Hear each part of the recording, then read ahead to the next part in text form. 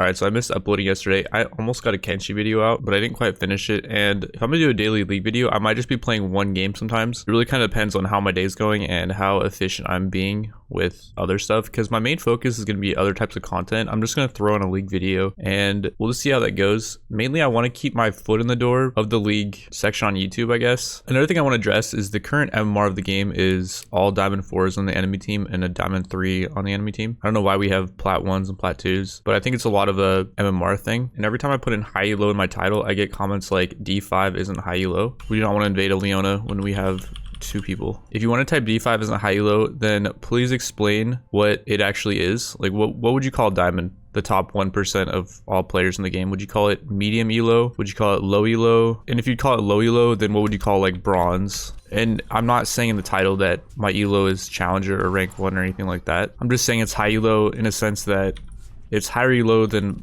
like 99% of players. So I would assume it's high elo, because sometimes I'll play on a low elo account, like a bronze account, and I won't say it's high elo because it's not high elo compared to like really any elo. But if you're comparing diamond to like the majority of players, like 99% of players, and what their ranks are, it's higher than them. So that's why you'd probably be okay with saying it's high elo. This is one of those things I've never really addressed, but it's kind of a thing that I see in the comments. Literally every time I talk about my diamond account being a high elo account, or like I'll even say today I'm playing on my high elo account, and people will be like, no, there's not high elo. And so essentially what happened this game is I had a blind pick and we had a Zed hover roar. So I decided that it would be a really good Teemo game because we need AP. So I was doing it more so for the fact that we really needed a nice wall, dude. Build the wall. Just gonna miss those attacks. Oh man, that second Q is like really close to not hitting. Like that. By tunnel. I really want to fight that, mainly because I'm pushed in. I'm not gonna help that guy, because like there's so many minions here that I need to farm this. That's why I go boots, by the way. If I went any other item than boots, I was dead there probably. Even the Karthus, like, he would have probably got the wall off too. Boots is also really good for dodging Karthus Qs.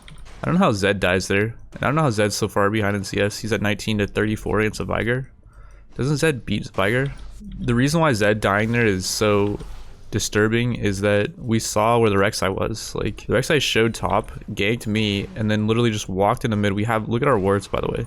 We have so much ward vision. Dude somehow dies to that Rek'Sai. I have no idea how that's even possible. And like another comment I see is like, don't be toxic or whatever. The game is toxic, and especially this ELO is just a toxic place to be.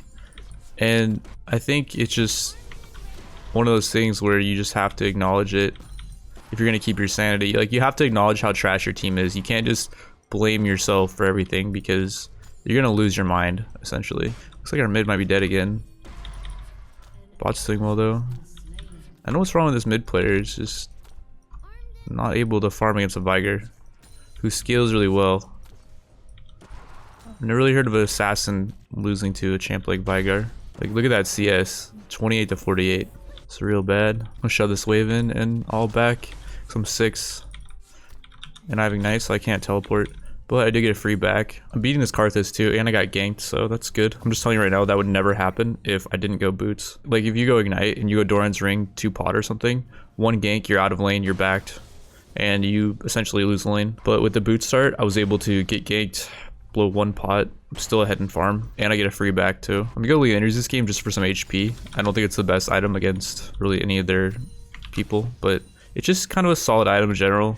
And the HP is really nice. Just having some general HP against some of their damage, like the Karthus ult is kind of impossible to avoid. And like, I could go Spectre's Cowl and stuff like that, which is what I used to do in these situations. I would go like Spear Visage, Spectre's Cowl and stuff, but I need to be able to kill them, because like, I need to be able to put out a lot of damage. I think it's way more important than being tanky.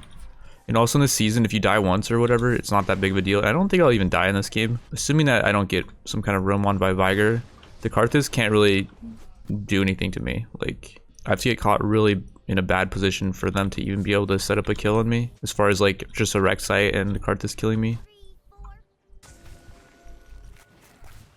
I'm gonna fight this guy for this bush control.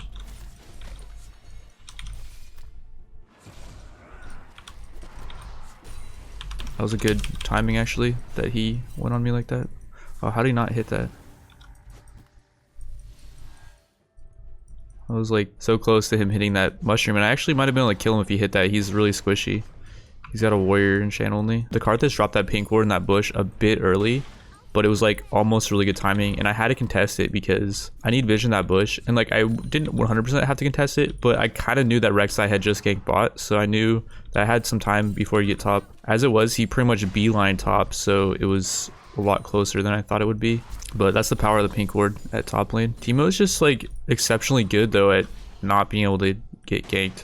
So the reason why I like him, on top of the fact that we needed AP, because this idiot Zed is 58 CS versus 84, and he just blind pigs Zed and forces me to play an AP top. Doesn't even win lane. Luckily though, our bot lane is kind of offsetting our mid's failure, and we still have a solid AP, so it's not like him failing is really gonna hurt us too much. First turret on bot lane, very nice. It's interesting how a Draven Blitz wins against Kate Leona. I thought Kate counters Draven, and I thought Leona counters Blitz.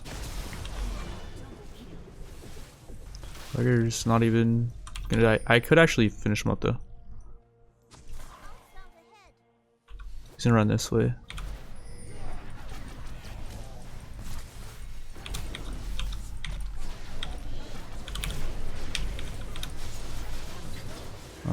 Wow, Blitz got the kill. That's unfortunate. I got the shutdown on Viger, but apparently I was worth as much money as Viger, even though I was my first kill. I don't know about you guys, but I feel like the shutdown system actually kind of ruins the game in a lot of ways. I don't think there's a lot of redeeming qualities about it. I mean, yeah, anything can happen in any situation in the game, but it's like a lot of the game kind of feels pointless. I don't know if that makes sense. I feel like the shutdown system does not reward you for playing good, and I think the problem with it is that now it's just about what champs scale better. Like I've been seeing a lot of Vigars and just champs that don't really have the best laning power. I mean, yeah, this guy's somehow destroying the Zed in farm, but it's like I don't really want to see a Vigar or a Nasus in every game, and I don't think you should just have to play stuff that scales ultimately. A lot of the fun of the game is sometimes picking an early game champ and you destroy a late game scaling champ to the point where they can't scale. But with the gold sprees, say you get a huge advantage early game, you die once or twice and you lose all that gold advantage, and you're already getting outscaled anyways because they picked a scaler champion. I noticed this a lot when I was playing against Irelia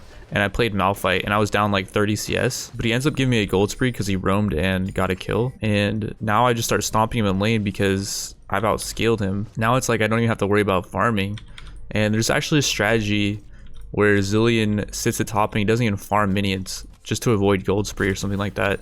And I played against it and I didn't even think it was that good personally, but just the fact that there are strategies out there that you can just sit on your tower and not even farm because of the gold spree being the way it is, I think that right there should be enough for a Riot to be like, yeah, this is kind of a bad idea. A lot of the game is putting yourself in a situation where you're able to just lane and farm properly, and I think if you take that out of the game, it really dumbs down a lot of the game to the point where it's like you might as well just be playing Heroes of the Storm where you don't even buy items and you just pick the best heroes. Vernal's up in 30. Oh god, we gotta get down there. It's not paying attention. Luckily they rotated like really poorly. Like they have two people top right now and we're all heading down to Dragon.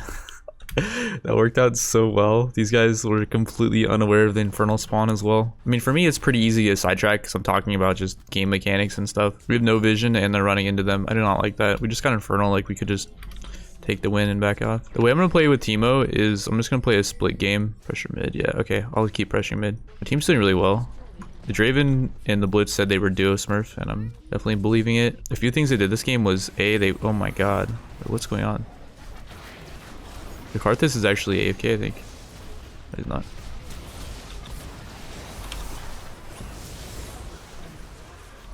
Holy crap. Okay, they just broke this game open. A few things they did though that was really good was they said for the jungler to camp bot because they were smurfing, and they were able to get the jungler to level 3 gank bot, and wow, the game was actually insanely easy. And that's it for the video. Thanks for watching, guys. I'm gonna try to push out my next Kenshi video possibly tomorrow, but I do have some stuff to do, so I'm not sure if I'll be able to get it out tomorrow. If you guys do want to see more daily league stuff, then drop a like. I'm not really sure if I'm gonna keep doing it. It's kind of one of those things where like if it's getting good feedback, then I'll continue doing it, but if not, then I'll just focus on other stuff. Anyways, thanks for watching. I will see you guys in the next one. Peace out.